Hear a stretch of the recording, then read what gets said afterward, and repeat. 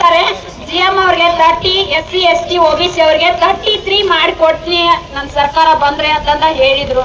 ಆ ಭರವಸೆ ಮೇಲೆ ನಾನು ಇರೋ ಪ್ರೈವೇಟ್ ವರ್ಕ್ ಬಿಟ್ಟು ಇದೇ ಬಿಜಾಪುರದಲ್ಲಿ ಕೋಚಿಂಗ್ ತಗೊಂಡು 3 ತಿಂಗಳ ಕೋಚಿಂಗ್ ಮುಗಿಸಿನಿ ಸರ್. ನೆನಪಿದೆಯಾ, ನಾನು 3 ತಿಂಗಳಿದ್ರೆ 1 ದಿನ ನಾಷ್ಟ ಮಾಡಿಲ್ಲ. ಫ್ರೆಂಡ್ಸ್ ಎಲ್ಲ ಕೇಳ್ತಾ ಇದ್ರು, ಏನ್ ಹೇಳ್ತಾ ಇದ್ರು, ಬರ್ರಿ ನಾಷ್ಟಕ್ಕೆ ಹೋಗೋಣ ಅಂತ ಹೇಳಿದ್ರೆ ನಾನು ಬರಲ್ಲ ತಂದು ಹೇಳ್ತಾ ಇದ್ದೀನಿ. ಯಾಕೆ ಗೊತ್ತಾ, ನಮ್ಮವ್ವ ನಮ್ಮಪ್ಪ ಬಿಸಿಲಲ್ಲಿ ನಿಂತು 10 ರೂಪಾಯಿದಿಂದ 100 ರೂಪಾಯಿ ದುಡಿತಾರೆ. ಅದನ್ನ ನೆನೆಸ್ಕೊಂಡ್ರೆ ನಮಗೆ ಜೀವ ಹೋಗಿ ಬಂದಂಗ ಆಗ್ತಾ ಇತ್ತು.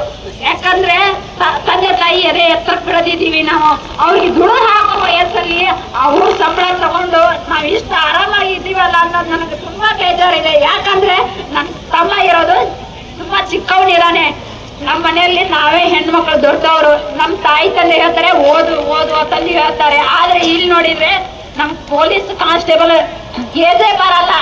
ಯಾಕೆ ಕಾಂಪಿಟೇಟಿವ್ ಫೀಲ್ಡಿಗೆ ಬಂದೀನಿ ಅಂದ್ರೆ ಸಿದ್ದರಾಮಯ್ಯ ಬರದ ಒಂದು ಲೆಟರ್ ಇಲ್ಲಿವರೆಗೂ ಬಂದೀನಿ. 1 ದಿನ ಅಲ್ಲ, 2 ದಿನ ಅಲ್ಲ, 5 ವರ್ಷ ಆಯ್ತು ಪೊಲೀಸ್ ಕಾನ್ಸ್ಟೇಬಲ್ ಬದಲೇ ನಾನು ಹೋರಾಟ ಮಾಡ್ತಾ ಇದ್ದೀನಿ. ಕಾವೇರಿ ನಿವಾಸಕ್ಕೆ ಬಂದಾಗ ಸಿದ್ದರಾಮಯ್ಯ ಲೆಟರ್ ನೋಡಿ ಏನ್ ಹೇಳಿದ್ರು ಗೊತ್ತಾ, ಸುಮ್ಮನೆ ನೋಡಿದ್ರು ಹೂ ಅಂತ ಕಿವಿ ಕೇಳಿ ಹಾಗೆ ಹೋದ್ರು. ಸಿದ್ದರಾಮಯ್ಯ ಸಿದ್ದರಾಮಯ್ಯ ನೀವೇನು ಬಡವರ ಕಷ್ಟನ ಕೇಳಿ ಅವ್ರಿಗೇನು ಒಂದು ಪರಿಹಾರ ಕೊಡ್ಸಕ್ ಬಂದಿರಾ ಅಥವಾ ನಿಮ್ ಮಳೆನ ಬೆಳೆಸ್ಕೊಳಕ್ ಬಂದಿರಾ? ಇಲ್ಲಿ ಬಡವ್ರ ಮಕ್ಕಳಿಗೆ ಅರ್ಥ ಆಗ್ತಾ ಇಲ್ಲ. CM ಅವರೇ ಒಂದೀಟಾದ್ರೂ ಕನಿಕಾರ ಇದ್ರೆ ಪೊಲೀಸ್ ಕಾನ್ಸ್ಟೇಬಲ್ ವಯೋಮಿತಿನ GMಗೆ 30, SC ST ಅವರಿಗೆ 33 ಮಾಡಿಕೊಡ್ಸ್ಬೇಕು. ಗೃಹ ಸಚಿವರು ಏನ್ ಹೇಳ್ತಾರೆ ಗೊತ್ತಾ, ಮನೆಗೆ ಹೋದ್ರೆ ಗಮನಕ್ಕಿದೆ ಅಂತಾರೆ. ಮಾತ್ರ ಆಗ್ಬೇಕು. PC ಕಾನ್ಸ್ಟೇಬಲ್ ವಯೋಮಿತಿ ಹೆಚ್ಚಿಗೆ ಮಾಡಿ ಅಂತ ಅವ್ರ ಮನೆಗೆ ಹೋದ್ರೆ ಆಯ್ತು. ನನಗೆ ಹೆಲ್ತ್ ಸರಿ ಇಲ್ಲ, ಆದ್ ಸರಿ ಇಲ್ಲ, ಹೊರಗೆ ಆಗ್ತಾ ಇಲ್ಲ. ಯಾಕೆ ಪೊಲೀಸ್ ಕಾನ್ಸ್ಟೇಬಲ್ ಹುಡುಗರ್ನ ಸ್ಟೂಡೆಂಟ್ ನೋಡಿದ್ರೆ ನಿಮ್ ಭಯನ ನಾವು ಹಾಕಿದ ಭಿಕ್ಷೆಯಲ್ಲಿ ನಿಮ್ ಚೇರ್ ಮೇಲೆ ಇದೀರ ಅನ್ನೋದು ಮರಿಬೇಡಿ. ನೀವು ಚೇರ್ ಮೇಲೆ ಇರೋದು ಬರೀ 5 ವರ್ಷ. ಈ ಸ್ಟೂಡೆಂಟ್ ಪವರ್ ಅನ್ನೋದು ಏನನ್ನೋದ ನಿಮ್ಗೆ ಒಂದು ಟೈಮ್ ನಲ್ಲಿ ಉತ್ತರ ಕೊಡ್ತೀವಿ. ಒಂದು ಏನ್ ಮಾಡಕ್ ಆಗ್ತಾ ಇಲ್ಲ. ತೆಲಂಗಾಣ ಟೋಪಿನ ಅಳವಡಿಸ್ಕೊಂಡ್ರಿ, ಅಲ್ಲಿ ಏನೋದು ಅಳವಡಿಸ್ಕೊಳ್ಳಕ್ ಆಗ್ತಾ ಇಲ್ಲ. ಧಾರವಾಡದಲ್ಲಿ ಹೋರಾಟ ಮಾಡಿದಾಗ ಏನ್ ಹೇಳಿದ್ರು ಗೊತ್ತಾ, 2 ವರ್ಷ ಮೊದಲು ವಯೋಮಿತಿನ ಹೆಚ್ಚಿಗೆ ಕೊಟ್ರಿ. ಹೋರಾಟ ಮಾಡಿದ ತಕ್ಷಣನೇ 1 ವರ್ಷ ಹೆಚ್ಚಿಗೆ ಮಾಡಿದ್ರಿ. 3 ವರ್ಷ ಅಂತ ನಾಚಿಗೆ ಆಗ್ಬೇಕ್ರಿ. ಬೇರೆ ಸ್ಟೇಟಿಗೆ ಇಷ್ಟಿದ್ರೆ ಪರ್ಮನೆಂಟ್ ಮಾಡ್ಕೊಡ್ತೀನಿ ಅಂತ ಹೇಳಿದ ಗೃಹ ಸಚಿವ ಅವಾಗ ಯಾವ ತರ ಮಾತಾಡ್ತಾ ಇದ್ರು, ಇವಾಗ ಯಾವ ತರ ಮಾತಾಡ್ತಾ ಇದ್ರು. ಮೀಡಿಯಾ ಮುಂದೆ ಸುಳ್ಳು ಹೇಳಿ ಏನ್ ಗೊಂದಲಾಟ ಮಾಡ್ತಾ ಇದ್ರ ಗೃಹ ಸಚಿವರೇ? ನಿಮ್ಗೇನಾದ್ರು ಇದೆಯಾ? ಹೆಣ್ಮಕ್ಳು ನಮ್ ತಾಯಿ ತಂದೆಗೆ ಏನಾರ ಹೇಳ್ಕೊಂಡು ಬಂದ್ ಕೆರೆದಲ್ಲಿ ಎಷ್ಟು ಕಷ್ಟಪಟ್ಟಿ ಗೊತ್ತಾ? ಪ್ರತಿ ಒಂದು ವಿಡಿಯೋ ಆಯ್ತು, ಫೋಟೋಸ್ ಆಯ್ತು, ತೋರಿಸ್ತೀನಿ ನಾನು. ಮೆಜೆಸ್ಟಿಕ್ ರೈಲ್ವೆ ಸ್ಟೇಷನ್ ಎಲ್ಲೆಲ್ಲ ಮಲ್ಕೊಂಡಿವಿ. ಇದೇ ಕಾಂತ ಸರ್ ನಮ್ಗ ಮೆಜೆಸ್ಟಿಕ್ ಒಳಗಿದ್ರೆ ಬಂದ್ ಕೆರೆ ನೀರ ಊಟ ಕೊಟ್ಟು ಹೋಗಿದ್ದಾರೆ. ಒಂದು ಊಟ ಕೂಡ ಅಷ್ಟು ಪರದಾಡಿವಿ ನಾವು. ಬಡವ್ರ ಮಕ್ಕಳಯ್ಯ, ಬಡವ್ರ ಮಕ್ಕಳನ್ನ ಬೆಳೆ ಆಗ್ಬೇಕು. ಹೆಣ್ಣು ಮಕ್ಕಳು ಬೀದಿ ಮಾತಾಡ್ತಾರೆ ಅಂದ್ರೆ ನಿಮ್ ಹೆಣ್ಣು ಮಕ್ಕಳನ್ನ ಈ ತರ ಬಿಡ್ತೀರಾ ಬೀದಿಗೆ? ಒಂದಿದ್ರು ಏನು ಅನ್ಸಲ್ಲ ನಿಮ್ಗೆ? ನೋಡಿ, ವಿರೋಧ ಪಕ್ಷ ನಾಯಕರಿದ್ದಾಗ CM ಅವರು ಒಂದು ಲೆಟರ್ ಬರ್ತಿದ್ದಾರೆ, 33 ಮಾಡಿಕೊಡ್ತೀನಿ ಅಂತ ಹೇಳಿದ್ದ. ಮಾಡಿಕೊಡ್ಲಿಲ್ಲ CM ಸಿದ್ದರಾಮಯ್ಯ. ಆಮೇಲೆ ಗೃಹ ಸಚಿವ ಹೇಳಿದ್ರು ಬೇರೆ ಸ್ಟೇಟ್ ಇಟ್ಟಿದೆ, ಪರ್ಮನೆಂಟ್ ಮಾಡ್ತೀನಿ 33 ಅಂತ. ಎಲ್ಲಿದೆ ಗೃಹ ಸಚಿವ? ನಿದ್ರೆ ಮಾಡ್ತಾ ಇದ್ರ ಪರಮೇಶ್ವರ? ಒಂದಿದ್ರು ಏನ ಮೈಸೂರಲ್ಲಿ ಹೇಳಿದ್ರು ಗೃಹ ಸಚಿವ CM ಅವರು ಹೇಳ್ತಾರೆ, ಟ್ವಿಟ್ಟರ್ ಬಾಕ್ಸ್ ಸಿದ್ದರಾಮಯ್ಯ CM ಅವರೇ ಟ್ವಿಟ್ಟರ್ ಬಾಕ್ಸ್ ಹಾಕೋತೀರಾ? CM ಅವರಿಗೆ 30, SC ST ಅವರಿಗೆ 33 ಒಂದು ಬಾರಿ ಅವಕಾಶ ಕೊಡ್ತೀನಿ ಅಂತ ಸುವರ್ಣ ಸೌಧದಾಗೂ ಹೇಳಿದ್ರ, ಎಲ್ಲಾ ಕಡೆನೂ ಹೇಳಿದ್ರ. ಎಲ್ರಿ ಮಲ್ಕೊಂಡ್ ಬಿಟ್ರ? ಈ ಬಡವರ ಕೂಗನ ಕೇಳಿ ಮಲ್ಕೊಂಡ್ ಬಿಟ್ಟಿರ ಕಾಂಗ್ರೆಸ್ ಸರ್ಕಾರದವರು? ಧಾರವಾಡದಲ್ಲಿ 8ರಿಂದ 10 ಜನ ಸತ್ತಿದ್ದಾರೆ. ಯಾಕೆ ಗೊತ್ತಾ? CM ಅವರು ವಿರೋಧ ಪಕ್ಷ ನಾಯಕರಿದ್ದಾಗ ಒಂದು ಅವಕಾಶ ಕೊಡ್ತೀನಿ ಅಂತಂದು ಹೇಳಿದ. ಬಡವ್ರ ಮಕ್ಕಳು ಪ್ರೈವೇಟ್ ವರ್ಕ್ ಬಿಟ್ಟು ಬಂದು ಅಲ್ಲಿ ಓದ್ಕೊತಾ ಇದ್ರು. ಎಷ್ಟೋ ತಾಯಿ ತಂದೆಗೆ ಒಬ್ಬರೇ ಮಕ್ಕಳು ಇರ್ತಾರೆ, ಅವ್ರ ಮಣ್ಣೆ ಸತ್ತೋದ್ರು. ನಿಮ್ಗೆ CM ಸಿದ್ದರಾಮಯ್ಯ ಅವ್ರ ಜೀವ ಕೊಡ್ತೀರಾ ನೀವು? ನಿಮ್ಗೆ ಏನಾರ ಇದ್ರೆ ಅವ್ರ ಜೀವ ಕೊಡಿ. ಒಂದ ಇಲ್ಲ ಅಂತಂದ್ರ ಪೊಲೀಸ್ ಕಾನ್ಸ್ಟೇಬಲ್ ವಯೋಮಿತಿನ ಹೆಚ್ಚಿಗೆ ಮಾಡ್ಕೊಳ್ಬೇಕು. ನನ್ನ ಬಡತನ ಜನ್ಮ ಎಷ್ಟೈತೆ ಅಂತ ಹೇಳಕ್ ಆಗಲ್ಲ. ನಾನು ಎಲ್ಲರ ಅಪ್ಪಿ ತಪ್ಪಿ ನನ್ನ ಹೆಲ್ತ್ ಏನ್ ಪ್ರಾಬ್ಲಮ್ ಐತೆ ನಾಯಿ ಸತ್ ನನಗೆ ಗೃಹ ಸಚಿವ CM ಕಾರಣ ಇರ್ತಾರೆ. ಬರ್ತೀನಿ ಗೃಹ ಸಚಿವ CM ಅವರೇ ಕಾರಣ. ನಮ್ಮ ತಾಯಿ ತಂದೆ ಧೈರ್ಯ ಹೇಳಿ ನಾನು ಇಲ್ಲಿವರೆಗೂ ತಂದಿದ್ದಾರೆ. ಗೃಹ ಸಚಿವರೇ CM ಅವರೇ ಪೊಲೀಸ್ ಕಾನ್ಸ್ಟೇಬಲ್ ವಯೋಮಿತಿನ ಹೆಚ್ಚಿಗೆ ಮಾಡಿಕೊಡಿ, ಪರ್ಮನೆಂಟ್ ಮಾಡಿಕೊಡಿ. ತೆಲಂಗಾಣ ಕಾಪಿ ನಿಮ್ಗೆ ಹೇಗೆ ಅಳವಡಿಸ್ಕೊಂತಿದ್ರ ಹಾಗೆ ನಮ್ಗೆ ಪರ್ಮನೆಂಟ್ ಮಾಡಿಕೊಡಿ ಅಂತ ಕೇಳ್ತಾ ಇದ್ವಿ. ನಿಮ್ಗೆ ಭಿಕ್ಷೆ ಹಾಕಿ ಚೇರ್ನಲ್ಲಿ ಕುಡಿಸಿದವ್ರು ನಾವು. ಇವತ್ತು ನಾವೇ ನಿಮ್ಮ ಹತ್ರ ಕೇಳ್ತಾ ಇದ್ವಿ, CM ಸಿದ್ದರಾಮಯ್ಯ ಗೃಹ ಸಚಿವರೇ ಒಂದು ಅವಕಾಶ ಮಾಡಿಕೊಡಿ ಅಂತಂದ ನಡು ಬೀದಿಯಲ್ಲಿ ಕಣ್ಣೀರು ಹಾಕ್ತಾ ಕೇಳ್ತಾ ಇದೀನಿ. ನಿಮ್ಗೊಂದು ಇತ್ತಾದ್ರೂ ಏನಾರು ಇದ್ರೆ ಕೊಡ್ಲಿ ಅಂತ ನನ್ನ ಕೇಳಿಕೊಳ್ತೇನೆ.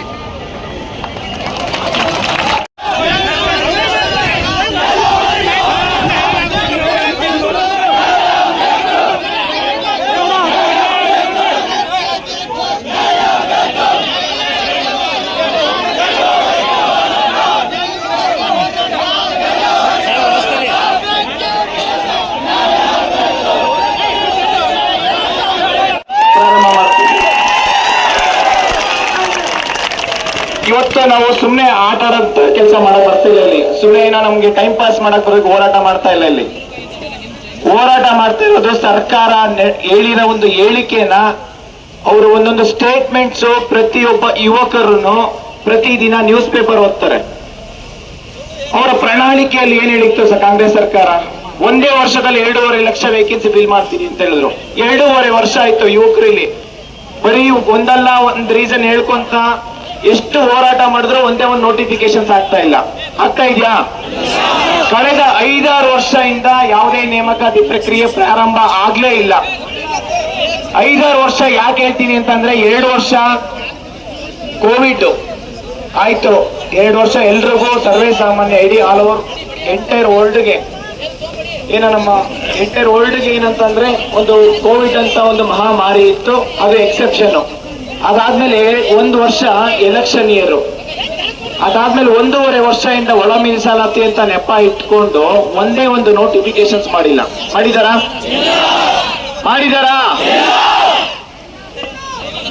1.5 ವರ್ಷ. ನಾನು 1.5 ವರ್ಷದಿಂದ ಮಾನ್ಯ ಮುಖ್ಯಮಂತ್ರಿ ಸಿದ್ದರಾಮಯ್ಯ ಸರ್ಗೆ ನಾಗಮೋಹನ್ ದಾಸ್ ಸರ್ ಹತ್ರ ನಾವು ಮನವಿ ಮಾಡಿಕೊಟ್ಟೆ, ಸರ್ ಒಳ ಮೀಸಲಾತಿಯಿಂದ ಯಾವುದೇ ನೇಮಕಾತಿ ಪ್ರಕ್ರಿಯೆ ತಡೆ ಹಿಡಿಯೋದು ಬೇಡ ಅಂತ ಹೇಳಿ. ಹೌದು, ನೇಮಕಾತಿಗೂ ಒಳ ಮೀಸಲಾತಿಗೂ ಸಂಬಂಧನೇ ಇಲ್ಲ ಅಂತ ಹೇಳಿದ್ರು. ಆದ್ರೂ ಅವರು ಪತ್ರನೂ ಬರೀತೀನಿ ಅಂತ ಹೇಳಿದ್ರು.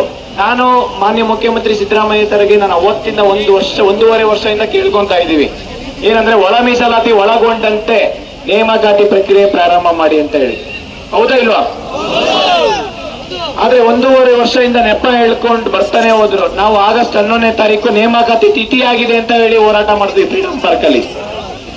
ತಿಥಿ ಆಗಿದೆ ಅಂತ ಹೇಳ್ಬಿಟ್ಟು, ಆದ್ರೂ ಅದು 1 ತಿಂಗಳಾದ್ಮೇಲೆ 1 ತಿಂಗಳಾದ್ರೆ ಒಳ ಮೀಸಲಾತಿ ರಿಪೋರ್ಟ್ ಜಾರಿಗೆ ಆಯ್ತಷ್ಟೇ. ನೇಮಕಾತಿ ಪ್ರಕ್ರಿಯೆ ಪ್ರಾರಂಭ ಆಯ್ತು ಅವಾಗಾದ್ರು?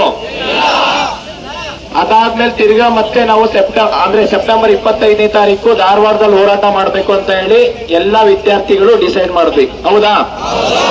ಇಡೀ ದೇಶಕ್ಕೆ ಗೊತ್ತಾಯ್ತು ನಮ್ಮ ವಿದ್ಯಾರ್ಥಿಗಳ ಶಕ್ತಿ ಏನು ಅಂತ ಹೇಳಿ. ಧಾರವಾಡದಲ್ಲಿ ತೋರಿಸಿದೀವೋ ಇಲ್ವಾ? ಆದ್ರೆ ಅದು ಸೆಪ್ಟೆಂಬರ್ 25 ನಂತರ 1 ತಿಂಗಳಾದ್ರೂ ಅವಕಾಶ ಕೊಟ್ಟಿದೀವಿ. ಬರೀ ಒಂದೇ ಒಂದು ನೋಟಿಫಿಕೇಶನ್ಸ್ ಮಾಡಿದ್ರು. ಅದು ಎಷ್ಟು? 708 ಹುದ್ದೆಗಳು. ಏನಂತಂದ್ರೆ ಯಾವ್ದಾದ್ರು ಸಾಲ ಮಾಡ್ಬೇಕು, ಇಲ್ಲ ಜಮೀನ್ ಮಾರಿ ಅಪ್ಲಿಕೇಶನ್ ಹಾಕಂತ ಪರಿಸ್ಥಿತಿ ತಗೊಂಡ್ಬಂದ್ರು. ಅದನ್ನ ಒಂದ್ ಅಪ್ಲಿಕೇಶನ್ ಹಾಕ್ಬೇಕಂತಂದ್ರೆ 1 ಗುಂಟೆ ಜಮೀನ್ ಮಾರ್ಬೇಕಂತ ಅನ್ಸುತ್ತೆ. ಹೌದಾ ಇಲ್ವಾ? ಆ ಪರಿಸ್ಥಿತಿಗೆ ಸರ್ಕಾರ ತಗೊಂಬಂದಿರಂದ್ರೆ, ನಿಮ್ಮಲ್ಲಿ ಸರ್ಕಾರದಲ್ಲಿ ದುಡ್ಡಿಲ್ಲ ಅಂತಂದ್ರೆ ಗ್ಯಾರಂಟಿನ ಬಂದ್ ಮಾಡಿ, ಇಲ್ಲ ಯಾರಿಗ್ ತಲುಪಿಸ್ಬೇಕು ಗ್ಯಾರಂಟೀಸ್ ಯಾರಿಗ್ ನೀಡಿದೆ ಅವ್ರಿಗಷ್ಟೇ ಕೊಡಿ. ನೀವು 50 ಎಕರೆ ಜಮೀನು ಇರುತ್ತೆ, ಅವನ ಮನೆ 50 ಕೋಟಿ ಆಸ್ತಿ ಇರುತ್ತೆ, ಅವನಿಗೂ ಗ್ಯಾರಂಟಿ. ಅವನಿಗೂ ನಿನ್ನ ಹೆಂಡತಿಗೋ ಬಸ್ ಫ್ರೀ, ನನ್ನ ಹೆಂಡತಿಗೋ ಬಸ್ ಫ್ರೀ ಅಲ್ಲ, ಯೋಚನೆ ಮಾಡಿ. ಹೌದಾ ಇಲ್ವಾ? ಎಲ್ಲರಿಗೂ ಫ್ರೀ ಅಂತ ಅನ್ಕೊಂಡೋದ್ರೆ, ಈ ಕಡೆ ನಾನೇ ನೋಡಿದ್ದೀನಿ ಎಷ್ಟೋ ಪ್ರಾಮಾಣಿಕವಾಗಿ ಪೊಲೀಸ್ ಆಫೀಸರ್, ನಾನು ಚರ್ಚೆ ಮಾಡಿದ್ದೀನಿ ಪೊಲೀಸ್ ಆಫೀಸರ್ ಹತ್ರ. ಅವ್ರೇನಂತ ಹೇಳಿದಾರೆ ಅಂತಂದ್ರೆ, ಬೆಂಗಳೂರಿಂದ ಧರ್ಮಸ್ಥಳಕ್ಕೆ 10,000 ರೂಪಾಯಿ ರೇಷ್ಮೆ ಸ್ಯಾರಿ ಉಟ್ಕೊಂಡಿರ್ತಾರಂತವ್ರು, ಈ ಕಡೆ KSRTC ಬಸ್ 400 ರೂಪಾಯಿ ಟಿಕೆಟ್ ಫ್ರೀ ಅದ್ರಲ್ಲೂ ಹೋಗ್ತಾರಂತೆ. 10,000 ರೂಪಾಯಿ ರೇಷ್ಮೆ ಸೀರೆಗೆ ಡ್ರೈ ಕ್ಲೀನಿಂಗ್ ಕೊಡ್ಬೇಕಂತಂದ್ರೆ ಸುಮಾರು 500ರಿಂದ 1,000 ರೂಪಾಯಿ ಕೊಡ್ಬೇಕಾಗುತ್ತೆ. ಹೌದಾ ಇಲ್ವಾ? ಅಂತದ್ರಲ್ಲಿ ಅಂತವ್ರಿಗೂ ನೀವು ಬಸ್ ಫ್ರೀ ಅಂತಂದ್ರೆ ಇಲ್ಲಿ ಯುವಕರು ಒಂದೊಂದು ಊಟ 10 ರೂಪಾಯಿ ಕೊಟ್ಟು ಇಲ್ಲಿ ನಾಷ್ಟ ಮಾಡುವಂತ ಪರಿಸ್ಥಿತಿ ಬಂದಿದೆ. ಇಲ್ಲಿ ಫ್ರೀಯಾಗಿ ಊಟ ಕೊಟ್ರೆ ದೇವಸ್ಥಾನದಲ್ಲಿ ಊಟ ಮಾಡೋಂತ ಪರಿಸ್ಥಿತಿ ಯಾರು ತಗೊಂಡಿರೋದು? ಯಾರು? ನಾವ್ ಇದನ್ನ ಇದೇ ರೀತಿ ಮುಂದುವರಿಸ್ಬೇಕಾ? ನಮ್ಮ ಬೇಡಿಕೆ ಏನಪ್ಪಾ ಅಂತಂದ್ರೆ ನಿಮ್ಮ ಆಸ್ತಿ, ಸರ್ಕಾರದ ನಿಮ್ಮ ಆಸ್ತಿ ನಮಗೆ ಕೊಡಿ ಅಂತ ಕೇಳ್ತಾ ಇಲ್ಲ. ಸಚಿವರು ನಿಮ್ಮ ಮನೆ ಆಸ್ತಿ ಕೊಡಿ ಅಂತ ಕೇಳ್ತಾ ಇಲ್ಲ. MLAಗಳಿಗೆ ನಿಮ್ಮ ಮನೆ ಆಸ್ತಿ ಕೊಡಿ ಅಂತ ಕೇಳ್ತಾ ಇಲ್ಲ. ಇಲ್ಲ ನಿಮ್ಮ ಮನೆಯಿಂದ ನಮಗೇನೋ ತಿಂಗಳ ದುಡ್ಡು ಹಾಕಿ ಅಕೌಂಟಿಗೆ ನಾವು ಇಲ್ಲಿ ವರ್ಷಾನ್ಗಟ್ಲೆ ಓದ್ಕೊಂತೀವಿ ಅಂತ ನಿಮಗೇನು ಯಾವತ್ತೂ ಭಿಕ್ಷೆ ಬೇಡಿಲ್ಲ. ಕೇಳಿದೀವಾ? ನಮ್ಗೆ ಫಂಡಮೆಂಟಲ್ ರೈಟ್ಸ್ ಅಲ್ಲಿ ನಮಗೆ ನಮ್ ರೈಟ್ಸ್ ಇದೆ, ರೈಟ್ ಟು ಎಂಪ್ಲಾಯ್ಮೆಂಟ್ಸ್ ಅಂತ ಹೇಳಿ. ಹೌದಾ ಇಲ್ವಾ? ಸರ್ಕಾರದಲ್ಲಿ ಏನ್ ಖಾಲಿ ಹುದ್ದೆ ಇದೆ ಅದನ್ನ ಮಾತ್ರ ಫಿಲ್ ಮಾಡಿ ಅಂತ ನಾವು ಕೇಳ್ಕೊಂತ ಇರೋದು. ಹೌದಾ ಇಲ್ಲ? ಕಾಂಗ್ರೆಸ್ ಸರ್ಕಾರ ಬರೋದಕ್ ಮುಂಚೆ ಪಾಪ PC ವಯೋಮಿತಿಗೆ ಆ ಹೆಣ್ಮಕ್ಳು ಕಣ್ಣಾಗ ನೀರ್ ಹಾಕ್ತಾ ಇದ್ದಾರೆ.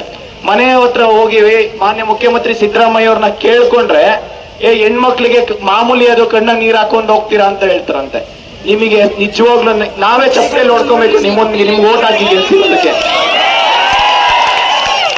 ಆ ಗೃಹ ಸಚಿವರು ಮನೆ ಹತ್ರ 100 ಸತಿ ಹೋಗಿದ್ದೀನಿ. ಕಡಿಮೆ ಅಂತ ಅಂದ್ರೆ 100 ಸತಿ ಹೋಗಿದ್ದೀನಿ. ಅಲ್ಲ 100 ಸತಿ ಹೋದ್ರು ನಾವು ವಯೋಮಿತಿನ ನೆರೆಹೊರೆ ರಾಜ್ಯಗಳಲ್ಲಿ ತರ್ಸ್ಕೊಬೇಕು, ಆಮೇಲೆ ನಾನು ಪರಿಶೀಲನೆ ಮಾಡ್ತೀನಿ ಅಂತಂದ್ರೆ ನಾನೇ ಇಷ್ಟು ಫೈಲ್ ತಗೊಂಡೋಗ್ಕೊಟ್ಟಿನಿ. ಇಲ್ಲ ನನ್ನ ಹತ್ರ ಎಲ್ಲ ಇದೆ ಅಂತ ಹೇಳ್ತಿದ್ದೀರಲ್ಲ ಸರ್, ನಾನು ನಿಮ್ಗೆ ಏನ್ ಕೇಳ್ತಾ ಇದ್ದೀನಿ, ಸುಮ್ನೆ ನಿಮ್ಗೆ ಅಷ್ಟು ಫೈಲು ಬೇಕಿಲ್ಲ. ಈಗೆಲ್ಲ ಅಡ್ವಾನ್ಸ್ ಟೆಕ್ನಾಲಜಿ ಇದೆ.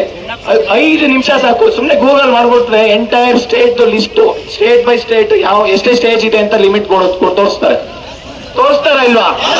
ನೀವು ನೇಮಕಾತಿ ಪ್ರತಿ ವರ್ಷ ನೋಟಿಫಿಕೇಶನ್ಸ್ ಮಾಡಿದ್ರೆ ನಾವ್ಯಾಕೆ ಹೋರಾಟ ಮಾಡ್ಬೇಕು? ನಾವ್ಯಾಕೆ ವಯೋಮಿತಿ ಜಾಸ್ತಿ ಮಾಡಿ ಅಂತ ಕೇಳ್ಬೇಕು? ಹೌದಾ ಇಲ್ವಾ? ನೀವೇ ನಮಗ್ ಭಿಕ್ಷೆ ಕೊಡಿ ಅಂತ ಕೇಳ್ತಾ ಇಲ್ಲ. ನಮ್ಮ ಬೇಡಿಕೆ, ನಮ್ಮ ಡಿಮ್ಯಾಂಡ್ಸ್, ನಮ್ಮ ರೈಟ್ಸ್ ಅದು. ನೀವು ನಿಮ್ಮ ಮನೆಯಿಂದ ಏನ್ ಕೊಡ್ತಾ ಇಲ್ಲ, ನಾವು ಕಟ್ಟ ಟ್ಯಾಕ್ಸ್ ಇಂದ ನೀವು ಸರ್ಕಾರ ನಡೆಸ್ತಾ ಇದ್ರೆ ಹೊರ್ತು ನಿಮ್ ಸರ್ಕಾರ ನಾವ್ ಹೇಳ್ದಾಗ ನೀವ್ ಕೇಳ್ಬೇಕು. ನೀವ್ ಹೇಳ್ದಾಗ ನಾವ್ ಕೇಳೋಂಥದ್ದಲ್ಲ. ಸರ್ಕಾರ ನಾವ್ ಹೇಳ್ದಂಗ್ ಕೇಳ್ಬೇಕು, ನೀವ್ ಹೇಳ್ದಂಗ್ ನಾವ್ ಕೇಳೋಂಥದ್ದಲ್ಲ. ನಾವ್ ಎಲೆಕ್ಟ್ ಮಾಡಿರೋದು ನಿಮ್ಮನ್ಗೆ, ನಾವು ಕೊಟ್ಟಿರೋ ಭಿಕ್ಷೆ ಅದು. ನಿಮ್ಮ ಅಧಿಕಾರ ಶಾಶ್ವತ ಅಲ್ಲ, ನೀವೇನ್ ಕೆಲಸ ಮಾಡ್ತೀರಾ ಅದೇ ಶಾಶ್ವತ ಉಳ್ಕೊಳೋದು. ಹೌದಾ ಇಲ್ವಾ?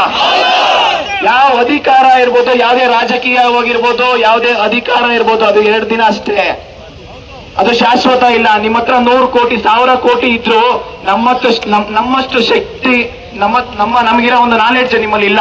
1% ಇಲ್ಲ. ನಾವು ರಾತ್ರಿ ಎಲ್ಲ ನೆಮ್ಮದಿಯಾಗಿ ನಿದ್ದೆ ಮಾಡ್ತೀವಿ. ನಾವು ರಾತ್ರಿಯಲ್ಲಿ ನೀವು ಬರೀ ಯೋಚನೆ ಮಾಡ್ತೀರಾ ಯಾವಾಗ ಬಂದು ಕಳ್ಳ ಲೂಟಿ ಮಾಡ್ಕೊಂಡು ಹೋಗ್ತಾನೆ ಅಂತ. ಹೌದಾ ಇಲ್ವಾ?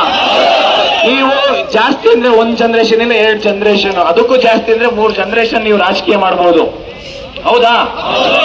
ಆಮೇಲೆ ಯಾವನೋ ನಿಮ್ ದುಡ್ಡು ಯಾವನೋ ಲೂಟಿ ಮಾಡ್ಕೊಂಡು ಹೋಗಿರ್ತಾನ. ಅದನ್ನ ಇದು ನಿಮ್ಮ ಅಧಿಕಾರ ಶಾಶ್ವತ ಅಲ್ಲ. ನಮ್ಮ ಬೇಡಿಕೆ ಏನು ಅಂತಂದ್ರೆ, ಏನು 43 ಡಿಪಾರ್ಟ್ಮೆಂಟ್ ಇಂದ 2,76,386 ಹುದ್ದೆ ಖಾಲಿ ಇದೆ. ಅದರಲ್ಲಿ ಟೀಚರ್ಸ್ ವೇಕೆನ್ಸಿ 70,727 ಹುದ್ದೆ ಖಾಲಿ ಇದೆ. ಇದೆಯಾ ಇಲ್ವಾ? ಪೊಲೀಸ್ ಡಿಪಾರ್ಟ್ಮೆಂಟ್ ಅಲ್ಲಿ 25ರಿಂದ 30,000 ಹುದ್ದೆ ಖಾಲಿ ಇದೆ. ಇದೆಯಾ ಇಲ್ವಾ? ಅದರಲ್ಲಿ ಮಾನ್ಯ ಗೃಹ ಸಚಿವರು ಪರಮೇಶ್ವರ್ ಸರ್, ನಿಜವಾಗ್ಲೂ ನೀವು ಯಾವುದೇ ಒಂದು ಹೇಳಿಕೆ ಕೊಡಬೇಕಾದ್ರೆ ದಯಮಾಡಿ ನೀವು 100 ಸತಿ ಯೋಚನೆ ಮಾಡಿ. ಯಾಕೆಂದ್ರೆ ನಾವು 2.5 ವರ್ಷದಿಂದ ನೋಡ್ತಾ ಇದೀವಿ. ನೀವು ಮೊದಲು ಅತಿ ಶೀಘ್ರದಲ್ಲಿ ಅಂತ ಹೇಳ್ತಾ ಇದ್ರಿ, ಆಮೇಲೆ ಎಲ್ಲರೂ ಟ್ರೋಲ್ ಮಾಡಿರೋದನ್ನ ಅದನ್ನ ಬಿಟ್ಟಿದೀನಿ ಅಂತ ಹೇಳ್ತಾ ಇದೀನಿ. ಟ್ರೋಲ್ ಯಾಕೆ ಮಾಡ್ತಾರೆ? ಮಾತಿಗೆ ತಪ್ಪಿದ್ರೆ ಮಾತ್ರ ಟ್ರೋಲ್ ಮಾಡ್ತಾರೆ. ಹೌದಾ ಇಲ್ಲ? ನೀವು ಅದಾದ್ಮೇಲೆ ರೀಸೆಂಟ್ ಆಗಿ, ಅದು ಇನ್ನು ಜಾಸ್ತಿ ದಿನನೂ ಆಗಿಲ್ಲ, ಒಂದು 15 ದಿನ ಆಗಿರ್ಬೋದು. ಹೌದಾ ಇಲ್ಲ? 15 ದಿನದಲ್ಲಿ ಒಂದು ಸ್ಟೇಟ್ಮೆಂಟ್ ಕೊಟ್ರಿ, 2 ದಿನದಲ್ಲಿ ನೋಟಿಫಿಕೇಶನ್ ಬಿಟ್ಬಿಡ್ತೀವಿ ಅಂತ. 2 ದಿನದಲ್ಲಿ ನೋಟಿಫಿಕೇಶನ್ ಬಂತಾ? 2 ದಿನ ಅಲ್ಲ, ಇನ್ನು 2 ವರ್ಷ ಆದ್ರೂ ನಿಮಗೆ 2 ದಿನ 2 ವರ್ಷ ಅಂತ ಅನ್ಕೊಂತೀನಿ. ಅದ ತರ ಅನ್ಕೊಳಕ್ ಯಾವುದೇ ಕಾರಣಕ್ಕೂ ಇಲ್ಲಿ ವಿದ್ಯಾರ್ಥಿ ಎಲ್ಲ ಸ್ಟೂಡೆಂಟ್ಸ್ ಆಸ್ಪಿರೆಂಟ್ಸ್ ಕಿವಿ ಕೇಳಿಸ್ತಾ ಇರೋರು ಮತ್ತೆ ಕಣ್ ಕಾಣಿಸ್ತಾ ಇರೋರು ಯಾರು ಇಲ್ಲ ಇಲ್ಲಿ. ನಾನ್ ನೋಡಿದೀನಿ ಎಷ್ಟೋ ಜನ ಕಿವಿ ಕೇಳಿಸ್ತಾ ಇರೋರು, ಕಣ್ ಕಾಣಿಸ್ತಾ ಇರೋರು ನನಗೆ ಎಷ್ಟೋ ಜನ ಫೋನ್ ಮಾಡ್ತಾರೆ. ಸರ್ ನೀವು ಮಾತಾಡೋಂತ ಒಂದು ಸ್ಟೇಟ್ಮೆಂಟ್, ಸರ್ಕಾರ ಹೇಳೋಂತ ಒಂದು ಸ್ಟೇಟ್ಮೆಂಟ್ಸ್ ಅವ್ರಿಗೂ ರೀಚ್ ಆಗ್ತಾ ಇದೆ ಅಂತಂದ್ರೆ ನಾವೆಲ್ಲ ಇಷ್ಟು ನೀಟಾಗಿ ಎಲ್ರು ಚೆನ್ನಾಗೇ ಇದ್ದೀವಿ. ನೀವು ಹೇಳೋ ಒಂದು ಸ್ಟೇಟ್ಮೆಂಟ್ ಇಂದ ಇಲ್ಲಿ ಯುವಕರು ಅಲ್ಲಿ ಏನೋ ಒಂದು ಕೆಲಸ ಮಾಡ್ತಾ ಇರ್ತಾರೆ. ಪಾರ್ಟ್ ಟೈಮ್ ಕೆಲಸನ, ಇಲ್ಲ ಮನೆ ಅಗ್ರಿಕಲ್ಚರ್ ಕೆಲಸನ, ಇನ್ನೊಂದು ಏನೋ ಒಂದು ಕೆಲಸ ಮಾಡ್ತಾ ಇರ್ತಾರೆ ಸಣ್ಣ ಪುಟ್ಟ. ಈ ಒಂದು ಸ್ಟೇಟ್ಮೆಂಟ್ ಕೊಟ್ಟಿದ ತಕ್ಷಣ ಎಲ್ಲಾ ನ್ಯೂಸ್ ಚಾನಲ್ ಅಲ್ಲೂ ಬರುತ್ತೆ, ಇವಾಗ ಸೋಷಿಯಲ್ ಮೀಡಿಯಾದಲ್ಲಿ. ಅದು ನೋಡಿದ ತಕ್ಷಣ ಎಲ್ಲಾ ಕೆಲಸ ಸೈಡ್ ಬಿಟ್ಟು ಇಲ್ಲಿ ಧಾರವಾಡ, ವಿಜಯಪುರ ಮತ್ತೆ ಬೆಂಗಳೂರು ಕಡೆ, ಮತ್ತೆ ಡೆಲ್ಲಿ, ಬೇರೆ ಬೇರೆ ಹೈದರಾಬಾದ್, ಇಲ್ಲಿ ಕಷ್ಟಪಟ್ಟು ಓದೋದಕ್ಕಿಂತ ಯುವಕರು ಬರ್ತಾರೆ. ಈ ಕಡೆ ಆ ಕಡೆ ಕೆಲಸನೂ ಬಿಟ್ಟು ಅರ್ಧಂಬರ್ಧ ಆಗುತ್ತೆ, ಈ ಕಡೆ ಇಲ್ಲಿ ನೇಮಕಾತಿನೂ ಮಾಡಲ್ಲ. ನೀವು ಮಾಡೋದಾದ್ರೆ ಹೇಳ್ಬಿಡಿ, ನಮ್ ಕೈಯಲ್ಲಿ ಆಗಲ್ಲ, ನಿಮಗೆ ನೇಮಕಾತಿ ಮಾಡಲ್ಲ ಅಂತ ಹೇಳ್ಬಿಟ್ಟು, ನೀವು ಆಗಲ್ಲ ಅಂತಂದ್ರೆ ನಾವು ಸರ್ಕಾರನೇ ಬೀಳಿಸ್ತೀವಿ. ಆಗಲ್ಲ ಅಂತ ಒಂದೇ ಒಂದು ಮಾತು ಹೇಳಿ, ಆಮೇಲೆ ನಾವು ತೋರಿಸ್ತೀವಿ ಏನಂತ ಹೇಳಿ. ಹೌದಾ ಇಲ್ಲ? ಪೊಲೀಸ್ ಡಿಪಾರ್ಟ್ಮೆಂಟ್ ಅಲ್ಲಿ 25ರಿಂದ 30,000 ಹುದ್ದೆ ಖಾಲಿ ಇದೆ. ಯಾವ ಆರೋಗ್ಯ ಇಲಾಖೆಯಲ್ಲಿ 35,000 ಹುದ್ದೆ ಖಾಲಿ ಇದೆ. ಕಂದಾಯ ಇಲಾಖೆಯಲ್ಲಿ 11,000 ಹುದ್ದೆ ಖಾಲಿ ಇದೆ. ಪ್ರತಿ ಇಲಾಖೆಯಲ್ಲಿ ನೀವು ಯಾವುದೇ ಸರ್ಕಾರಿ ಕಚೇರಿಗೆ ಹೋಗಿ, ನಾನು ಪೊಲೀಸ್ ಸ್ಟೇಷನ್ಗೆ ಯಾವಾಗ್ಲೂ ಹೋಗ್ತೀನಿ, ಏನಿಲ್ಲ ಅಂದ್ರೆ ವಾರಕ್ಕೆ ಒಂದ್ 4-5 ಸತಿ ಪೊಲೀಸ್ ಸ್ಟೇಷನ್ ವಿಸಿಟ್ ಮಾಡ್ತೀನಿ. ಆ ಪೊಲೀಸ್ ಸ್ಟೇಷನ್ ಅಲ್ಲಿ ಪಾಪ ಸಿಬ್ಬಂದಿಗಳು ಎಷ್ಟು ನರಕ ಅಂತಂದ್ರೆ ನರಕ. ಯಾಕೆ ಹೇಳ್ತೀನಿ ಅಂತಂದ್ರೆ, ಇರೋ 24 ಗಂಟೆಯಲ್ಲಿ 20 ಗಂಟೆ ದುಡ್ಸ್ಕೊಂಡ್ ತರ್ಬೇಕಾರೆ ಅವರು, ಹಗ್ಲು ರಾತ್ರಿ ದುಡ್ಸ್ಕೊಂತಾರೆ. ಅದ್ರಲ್ಲೂ ಪೊಲೀಸ್ ಕಾನ್ಸ್ಟೇಬಲ್ ಅಂತ ಇದಾರಲ್ಲ, ಒಂದಿನ ರಜಾ ಕೊಡಲ್ಲ ಅವರಿಗೆ, ಒಂದಿನ ರಜಾ ಕೊಡಲ್ಲ. ಆ ಒಂದು ಪರಿಸ್ಥಿತಿಗೆ ಸರ್ಕಾರ ತಗೊಂಡ್ಬಂದಿದೆ. ಮತ್ತೆ ಇನ್ನೊಂದು, ಮನೆ ಪೊಲೀಸ್ ಅಂತ ಹೇಳ್ತೀರಲ್ಲ, ಇಲ್ಲಿ ಅಧಿಕಾರಿಗಳು ಇಲ್ದಿರ ಮನೆ ಪೊಲೀಸ್ ಏಕೆ? ನೀವು ಮನೆ ಅಲ್ಲ, ಗಲ್ಲಿ ಒಂದೊಂದು ರೋಡ್ಗೆ, ಇಲ್ಲ ಒಂದು ವಿಲೇಜ್ಗೆ ಅಟ್ಲೀಸ್ಟ್ ಒಂದು ಹಳ್ಳಿಗೊಂದು ಹುದ್ದೆ ಅಂತ ಆದ್ರೂ ಮಾಡಿ. ನೀವು ಮನೆಗಂತೂ ಹುದ್ದೆ ಮಾಡಲ್ಲ, ಹಳ್ಳಿಗೊಂದು ಹುದ್ದೆ ಅಂತ ಮಾಡಿದ್ರು ಅಟ್ಲೀಸ್ಟ್ ತಿಂಗಳಿಗೆ ಅಲ್ಲಿ ನೀವು ಏನಿಲ್ಲ ಅಂದ್ರೆ ಲಕ್ಷಾಂತರ ಹುದ್ದೆಗಳು ನೀವು ಕರಿಬಹುದು. ಯಾಕೆ ಅಂತಂದ್ರೆ, ನಿಮ್ಮಲ್ಲಿ ಆಗಲ್ಲ ಅಂತಂದ್ರೆ ಒಪ್ಕೊಂಡ್ಬಿಡಿ. ನಾವು ಯಾವ ರೀತಿ ನಾವು ನೇಮಕಾತಿ ಮಾಡಿಸ್ಬೇಕು, ಯಾರ ಕೈಯಲ್ಲಿ ಮಾಡಿಸ್ಬೇಕು ಅಂತ ನಾವು ತೋರಿಸ್ತೀವಿ ಇವಾಗ. ಯಾಕೆಂದ್ರೆ ಇಲ್ಲಿ ಸುಮ್ಮನೆ ವರ್ಷಾನ್ಗಟ್ಲೆ ಇಲ್ಲಿ ತಂದೆ ತಾಯಿ ಏನ್ ಬೆವರು ಸುರಿಸಿ ಇಲ್ಲಿ ಕಳಿಸ್ತಾರಲ್ಲ ಮನೆಗೆ, ಇಲ್ಲಿ ಓದೋದಕ್ಕೆ, ಅದು ಸುಮ್ಮನೆ ಕಳಿಸಲ್ಲ. ಮತ್ತೆ ಅವ್ರ ತಂದೆ ತಾಯಿಗಳು ಪ್ರತಿದಿನ ಸರ್ಕಾರಕ್ಕೆ ಶಾಪ ಆಗ್ತಾ ಇರುತ್ತಾ ಇಲ್ವಾ?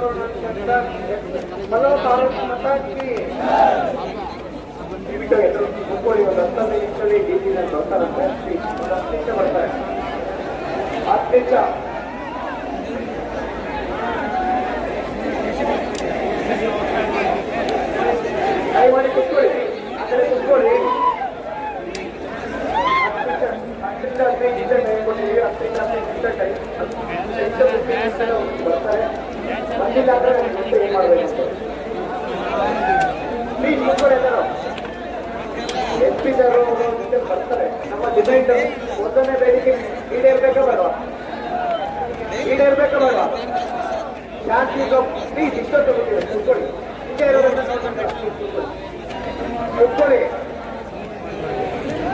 ಕೂತ್ಕೊಳ್ಳಿ ಪ್ಲೀಸ್.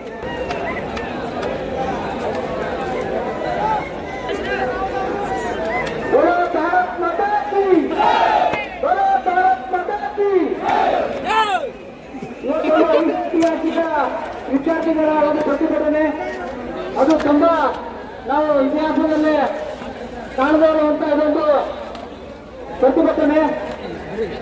ಈ ನಮ್ಮ ಬಿಸಿಲ ಕೂತು ಎಷ್ಟು ಬಿಸಿಲು ಕಟ್ಲಿ ಕಟ್ಟೋಣ ಅಷ್ಟು ಈ ಅದು ನಮ್ಮ ಕಿತ್ತೋದಿಲ್ಲ ಸರ್ಕಾರ ಅನ್ಸ್ಬೇಕಲ್ಲ. ಮಾನವರಿಗೆ ಬಹಳ ಬಿಜಾಪುರ ಭಾಷೆಗಳು ಮಾತಾಡೋರು. ಯಾಕಂದ್ರೆ ವಿದ್ಯಾರ್ಥಿಗಳ ಕೂಗು ಈ ಮುಕ್ತಿ ಕಂದ್ರೆ ಅದು ಮನುಷ್ಯರಿಗೆ ಹೋಗ್ತಿಲ್ಲ. ಈ ಕೂತಲ್ಲ ಕೂಲಿ ಕಾರ್ಮಿಕರಿಗೆ ದುಡಿತಂದ್ರೆ, ರೈತರಿಗೆ ತಂದ್ರೆ, ಈಗ ವಿದ್ಯಾರ್ಥಿಗಳ ಬೈಲಿಕ್ಕಂದ್ರೆ ಅಲ್ಲ ನೀವು ಗೌರವನಾಶವಾಗಿ ಹೋಗ್ತೀರಿ. ಸರ್ಕಾರಕ್ಕೆ ಹಾಕ್ತಾರೆ, ನೀವು ಗೌರವನಾಶಾಗಿ ಹೋಗ್ತೀರಿ. ಈ ಒಂದು ಬೃಹತ್ತಮ ಒಂದು ಪ್ರತಿಭಟನೆಯನ್ನು ಆಯೋಜನೆ ಮಾಡಿರುವಂತ ನಮ್ಮ ಅದು ಇದರ ಅಧ್ಯಕ್ಷತೆ ವಹಿಸಿಕೊಂಡಿರುವಂತ ನಮ್ಮ ಕಾನ್ಸರ್ ಅವರಿಗೆ ಮತ್ತೆ ಏನಿಸುರುಗಳು ಸ್ವಾಮಿ ಗುರುಗಳವರಿಗೆ ಮತ್ತೆ ಕನಸಿನ ಬುತ್ತಿ ಕಟ್ಟಿ ನಿಮ್ಮನ್ನ ಕಳಿಸಿರ್ತಾರೆ. ಕನಸಿನ ಬುತ್ತಿ ಕಟ್ಟಿ ಇವತ್ತ ಧಾರವಾಡ, ಬೆಂಗಳೂರು, ಬೆಳಗಾವಿ, ವಿಜಯಪುರಕ್ಕೆ ಕಳಿಸ್ಯಾರ. ಮೊದಲನೇ ಹುದ್ದೆ ಕಳಿಸಿದ್ರು ಧಾರವಾಡ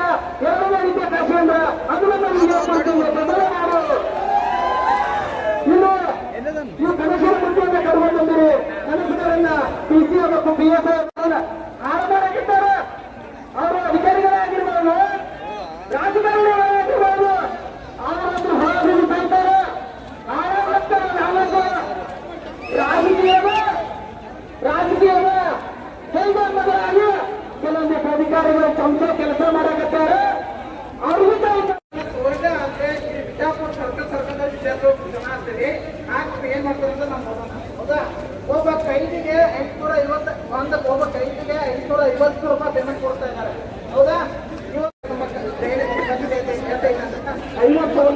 ಸೈನಿಕ ಕಚೇರಿ ಐತೆ. ನಾವು 500 ಮಂದಿ ಸೇನೆಗೆ ಕೊಡ್ತೇವೆ. ನಮಗೆ ಅವೇನು 550 ರೂಪಾಯಿ ಪೇಮೆಂಟ್ ಐತೆ ನಮ್ಗೆ ಕೊಟ್ಟು ಬೇಡ್ರಿ. ನೀವು ಏನಾದ್ರು ನಮ್ಗೆ ಕೇಸ್ ಇಲ್ಲ ನಿಮ್ಮನ್ನ ಒಳ ಹಾಕಂಗಿಲ್ಲ ಅಂದ್ರೆ ನೀವು ಯಾರು ನಡೀತಾರೆ ಕೇಸ್ ಹಾಕ್ರಿ, ನಮ್ಗೆ ಒಳ ಹಾಕ್ರಿ, ನಮಗೆ 550 ರೂಪಾಯಿ ಪೇಮೆಂಟ್ ಕೊಡ್ರಿ. ಹೌದಾ? ಒಬ್ಬ ಕೈದಿಗಳ ಕಣಕ್ಕಿಂದ ಬದುಕಾಗ್ತಾರ. ಇವತ್ತು ನಾವು ನಾಯಿ ಸಾಯ್ತು ಬದುಕಾಗ್ತೇವೆ. ಇವ್ ಕಷ್ಟ ಯಾಕೆ ಸರ್ಕಾರಕ್ಕೆ ಅರ್ಥ ಆಗ್ತಾ ಇಲ್ಲ? ನಾವು ಎಚ್ಚರಿಕೆ ಕೊಡ್ತಾ ಇದ್ದೀವಿ. ಕಾಂತಕುಮಾರ್ ಸರ್ ಏನಾಗಿದೆ ಕೆಪೇಶ್ವರ್ ಹೋಗ್ತಿದ್ರಿ. ಕಾಂತಕುಮಾರ್ ಸರ್ ಏನಾದ್ರು ಪೂರ್ತಿ ಕೆಪೇಶ್ವರ್ ಕಾಂತಕುಮಾರ್ ಸರ್ ಅಂದ್ರೆ ಕಾಂತಕುಮಾರ್ ಸರ್ ಅವ್ರ ಮರ ಪಾಠ ಕೊಡೋಕೆ ಮಾಡಾಗ್ಬೇಡ ಮತ್ತೆ. ಹೌದಾ? ಪ್ರೊಫೆಸರ್ ನಿಮ್ಮ ಫಲವಾಗಿ ಇವತ್ತು ನಮ್ಮ ಬಲಗೈಯಾಗಿ ನಮ್ಮ ಕಾಂತಕುಮಾರ್ ಸರ್ ಅವರವರೆಗೂ ಅಂತ ಬೇಡ. ಹೌದಾ? ಇಲ್ಲಿವರೆಗೆ ವಿದ್ಯಾರ್ಥಿಗಳಿಗೆ ಧಿಕ್ಕಾರ ಧಿಕ್ಕಾರ. ಅಯ್ಯಯ್ಯೋ ಅಯ್ಯಯ್ಯೋ ಅಯ್ಯಯ್ಯೋ ಅಯ್ಯಯ್ಯೋ ಉದ್ಯೋಗಕರೆಲ್ಲ ಭ್ರಷ್ಟ ಸರ್ಕಾರಕ್ಕೆ ನಿಮ್ಮ ಕುರ್ಚಿ ನಿಮ್ಮ ಕುರ್ಚಿ ನಿಮ್ಮ ಕುರ್ಚಿ ಸಿದ್ದರಾಮಯ್ಯ ಕುಡುಗಿದ್ರೆ ವಿಧಾನಸೌಧ ನಡುಗುತ್ತಂತೆ ಹೇಳ್ತಾರೆ. ಕಾಂತಕುಮಾರ್ ಸರ್ ಅವರ ನೇತೃತ್ವದಲ್ಲಿ ಸೈನ್ಯ ಕಟ್ಟಿದ್ದು ಕುಡುಗಿದ್ರೆ ಇಡೀ ಕರ್ನಾಟಕದಲ್ಲಿ ಒಬ್ಬ ಮಗ.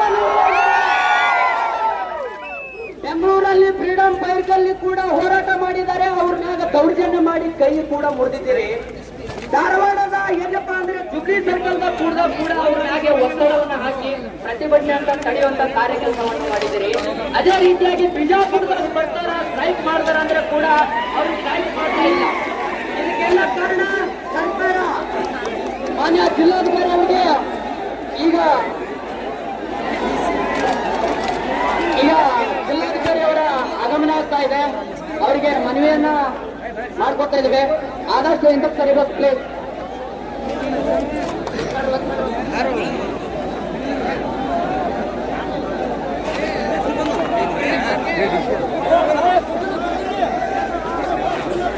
ಈಗ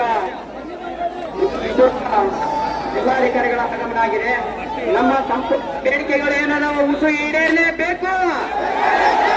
ನಮ್ಮ ಸಂಪೂರ್ಣ ಬೇಡಿಕೆಗಳು ಈಡೇರಲೇಬೇಕು. ಬೇಕೇ ಬೇಕು, ಬೇಕೇ ಬೇಕು. ಅಯ್ಯಯ್ಯೋ ಅಯ್ಯಯ್ಯೋ ಅನ್ಯಾಯ ಅನ್ಯಾಯ.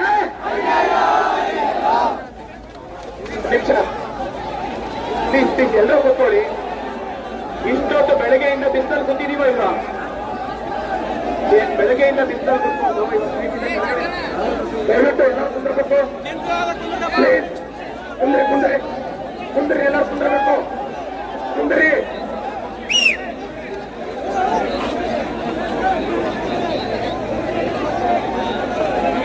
ಕುಂದ್ರಬೇಕು, ಎಲ್ಲರೂ ಕುಂದ್ರಬೇಕು.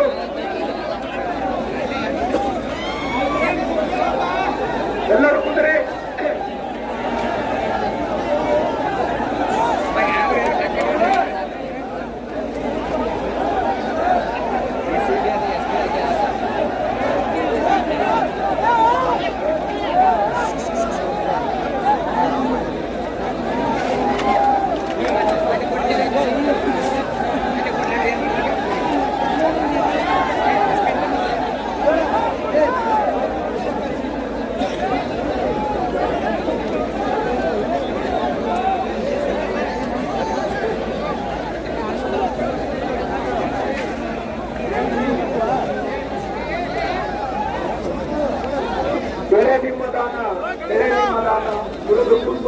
ನಿಮ್ಮದಾನ ನಿಮ್ಮದಾನ ಒಂದು ಹನ್ನೆರಡು ಹೊಗಳುವ ಪುಣ್ಯಗಳು ಕಾಣರಾಮನ ಅಂತ. ಇವತ್ತು ವಿಜಯಪುರದಲ್ಲಿ ನಾವು ರಾಜ್ಯ ಮಟ್ಟದ ವಿಶೇಷವಾಗಿರುವಂತಹ ಪ್ರತಿಭಟನೆಯನ್ನು ಮಾಡ್ತಾ ಇದ್ದು, ಈ ಪ್ರತಿಭಟನೆಗೆ ನಮ್ಮ ಬಿಜಾಪುರ ಜಿಲ್ಲೆಯ ಈ ನೆಲದಲ್ಲಿ ಹುಟ್ಟಿ ಕಲಾ ವಿಭಾಗದ ವಿದ್ಯಾರ್ಥಿಯಾಗಿ ನಂತರ PhD ಮುಗಿಸಿ ಕಾರ್ಯಕ್ರಮಗಳಿಗೆ ಬಂದು ನಮ್ಮ ಸ್ಪಂದನೆ ಮಾಡಿದ್ದಾರೆ. ವಿದ್ಯಾರ್ಥಿಗಳ ನೋವು ಏನು ಅಂತ ಅವ್ರಿಗೆ ಗೊತ್ತು. ಕಳೆದ 5 ವರ್ಷಗಳಿಂದ ಸರ್ಕಾರ ಯಾವುದೇ ಕಲ್ಪನೆ ಮಾಡಿಲ್ಲ. ಸರ್ಕಾರದ ಮೇಲೆ ನಾವು ಒತ್ತಡ ಹಾಕುವ ಸಲುವಾಗಿ ಇದೊಂದು ಹೋರಾಟವನ್ನು ಮಾಡ್ತಾ ಇದ್ದೇವೆ. ಅತ್ಯಂತ ನಮ್ರತೆಯಿಂದ ನಾವು ಕೇಳೋದೇನು ಅಂದ್ರೆ, ಕರ್ನಾಟಕ ರಾಜ್ಯ ಸರ್ಕಾರ ಕೂಡಲೇ ಎಚ್ಚೆತ್ತುಕೊಂಡು ಒಂದು ವೇಳೆ ಏನಾದರೂ ಅವರು ಟ್ರಾನ್ಸ್ಫರ್ ಮಾಡದೇ ಇದ್ರೆ ಸರ್, ಇವತ್ತಿನ ಹೋರಾಟ ಅಂಬೇಡ್ಕರ್ ಸ್ಟೇಡಿಯಂನಿಂದ DC ಕಚೇರಿ ತನಕ ನಾವು ಬೃಹತ್ ಪಾದಯಾತ್ರೆ ಮಾಡಿ ಒಂದು ಹೆಚ್ಚಿನ ಸಂಖ್ಯೆಯಲ್ಲಿ ಸುಮಾರು 10,000ಕ್ಕೂ ಹೆಚ್ಚು ವಿದ್ಯಾರ್ಥಿಗಳು ಸೇರಿಕೊಂಡು ಇವತ್ತು ಹೋರಾಟ ಮಾಡಿದ್ವಿ. ಏನಪ್ಪ ಹೋರಾಟದ್ದು ನಮ್ಮ ಮೂಲ ಡಿಮ್ಯಾಂಡ್ ಏನಪ್ಪ ಅಂತಂದರೆ, ಸುಮಾರು ನೇಮಕಾತಿ ಆಗಿಲ್ಲ ಸರ್. ಈ ಕಾಂಗ್ರೆಸ್ ಸರ್ಕಾರ ಬಂದು 2.5 ವರ್ಷ ಆಯಿತು. ಈ ಒಂದು ಪ್ರಣಾಳಿಕೆಯಲ್ಲಿ ಬಂದು ಒಂದೇ ವರ್ಷದಲ್ಲಿ 1 ಲಕ್ಷ ನೇಮಕಾತಿ ಪ್ರಕ್ರಿಯೆ ಕಂಪ್ಲೀಟ್ ಮಾಡ್ತೀನಿ ಅಂತ ಹೇಳಿದ್ರು. ಒಂದೇ ವರ್ಷದಲ್ಲಿ 1 ಲಕ್ಷ ನೇಮಕಾತಿ ಫಿಲ್ ಮಾಡ್ತೀನಿ ಅಂತ ಹೇಳಿದ್ದು. ಇಲ್ಲಿವರೆಗೂ 5ರಿಂದ 10,000 ವೇಕೆನ್ಸಿ ಫಿಲ್ ಆಗಿಲ್ಲ. ಮತ್ತು ವಯೋಮಿತಿ ಸಡಿಲಿಕೆ ಬೇಕು ಅಂತ ಕೇಳಿದ್ವಿ ಸರ್. 5-6 ವರ್ಷದಿಂದ ಯಾವುದೇ ವಯೋಮಿತಿ ಸಡಿಲಿಕೆ ಆಗಿರಲಿಲ್ಲ. ಇದ್ರ ಜೊತೆಲಿ ವಿಜಯನಗರ ವಿದ್ಯಾರ್ಥಿಗಳಿಗೆ ತುಂಬ ಅನುಕೂಲ ಆಗೋಂಥದ್ದು ವಿಜಯಪುರದಲ್ಲಿರೋ ವಿದ್ಯಾರ್ಥಿಗಳು ಎಲ್ಲರಿಗೂ ಅನುಕೂಲ ಆಗೋ ಥರ ಸ್ಟೇಡಿಯಂ ಇದೆ, ಅಂಬೇಡ್ಕರ್ ಸ್ಟೇಡಿಯಮ್ಮು. ಅದು 500 ರೂಪಾಯಿ ಫೀಸ್ ಇತ್ತು ಸರ್. ಪ್ರತಿ ತಿಂಗಳು 1 ತಿಂಗಳಿಗೆ 500 ರೂಪಾಯಿ ಫೀಸ್ ಇತ್ತು. ಆ 500 ರೂಪಾಯಿ ಫೀಸ್ನ ಶೂನ್ಯ ಶುಲ್ಕ ಆಗಬೇಕು ಪ್ರತಿಯೊಬ್ಬ ಸ್ಟೂಡೆಂಟ್ಸಿಗೂ. ಅದು ಪಬ್ಲಿಕ್ ಪ್ಲೇಸು, ಎಲ್ಲರಿಗೂ ಅನುಕೂಲ ಆಗಲಿ ಅಂತ ಹೇಳ್ಬಿಟ್ಟು ಅದ್ರ ಬಗ್ಗೆ ನಾವು ಹೋರಾಟ ಮಾಡಿದ್ವಿ. ಇವತ್ತು ಇಲ್ಲೇ ಜಿಲ್ಲಾಧಿಕಾರಿಗಳು ಮತ್ತು SP ಸರ್ ಎಲ್ಲ ಬಂದು ಮನವಿಗೆ ಸ್ಪಂದಿಸಿ ಅದನ್ನು ವಿತಿನ್ 20 ದಿನ ಟೈಮ್ ತೊಗೊಂಡಿದ್ದಾರೆ. 2 ವಾರ ಟೈಮ್ ತೊಗೊಂಡಿದ್ದಾರೆ ಸರ್. 2 ವಾರದಲ್ಲಿ ಅಂಬೇಡ್ಕರ್ ಸ್ಟೇಡಿಯಮ್ದು ನಾವು ಮ್ಯಾಕ್ಸಿಮಮ್ 25 ರೂಪಾಯಿ ಮಾಡಿ ಅಂತ ಕೇಳಿದ್ವಿ. ಅದು ಮಾಡಲೇಬೇಕು. ಅದು ಮಾಡಿಲ್ಲ ಅಂದರೆ ಮತ್ತೆ ನಾವು ಹೋರಾಟ ಮಾಡ್ತೀವಿ. ಇದ್ರ ಜೊತೆಯಲ್ಲಿ ಏನು ನೇಮಕಾತಿ ಪ್ರಕ್ರಿಯೆ ನಾವು ಗಡುವು ಕೊಟ್ಟಿದ್ದೀವಿ ಸರ್.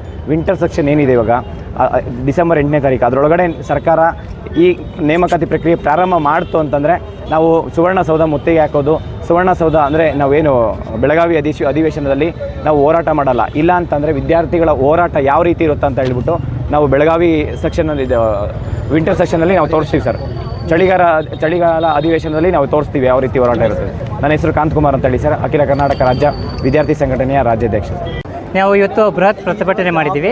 ಇದರ ಉದ್ದೇಶ ಏನಪ್ಪ ಅಂದರೆ, ಕಾಂಗ್ರೆಸ್ ಸರ್ಕಾರ ನಾವು ಸಂವಿಧಾನಬದ್ಧವಾಗಿದ್ದೇವೆ ಅಂತ ಹೇಳಿ ಏನು ಪ್ರಣಾಳಿಕೆಯಲ್ಲಿ ಕೊಟ್ಟಿದ್ದರು. ನಾವು ಅಧಿಕಾರಕ್ಕೆ ಬಂದರೆ 1 ಲಕ್ಷ ಹುದ್ದೆಗಳನ್ನು ಭರ್ತಿ ಮಾಡ್ತೀವಿ ಅಂತ.